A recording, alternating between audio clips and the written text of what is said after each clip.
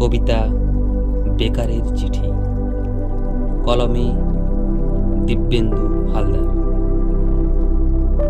আমায় একটা চাকরি দিন। ডিগ্রিতে ঝোলা আমার ভর্তি, যোগ্যতার বিচারে আমি অনুত্তীর্ণ নই। শুধু রাজনীতির তরঙ্গে আমার মতো উচ্চশিক্ষিতের জীবনে কেবলই সুনামের ঢেউ। বইয়ের ভার বইতে বইতে আমি ক্লান্ত, আমি ক্ষীণ। আমায় একটা চাকরি দিন।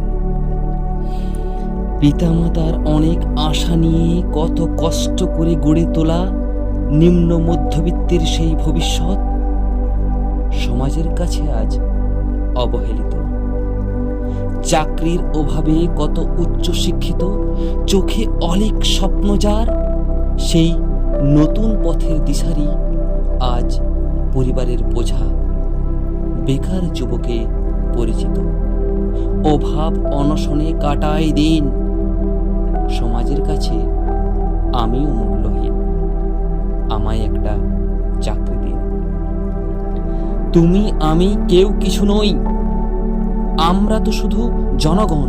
একটি মাত্র ভোট কেবল। গণতন্ত্র সাম্যবাদ কথার কথা, তা তো সংবিধানে লিখিত মাত্র। দেশ কি তাহলে দুর্নীতি আর শিল্পপতির আঁতুড়ঘর? শিক্ষা আজ আস্থা করে শিক্ষিতরা রাস্তায় পড়ে, সিংহাসনের ক্ষমতায় তুমি সময়কে রেখেছ পিছনে ফেলে।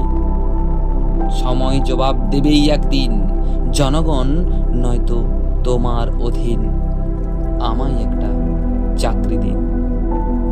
আমাদের স্বপ্ন করেছ নষ্ট, মাথায় ভবিষ্যতের ভূকম্প, বুকে যন্ত্রণার আগ্নেয়গিরি। অধিকারের দাবি চাইতে গেলে খেতে হবে লাঠির বাড়ি। এরই নাম কি গণতন্ত্র?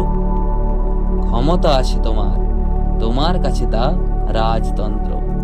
আমরা উচ্চশিক্ষিত, আমাদের ভেবনাহীন। শিক্ষিতদের রাস্তায় ফেলে মূর্খদের নিয়ে ক্ষমতায় আসেন।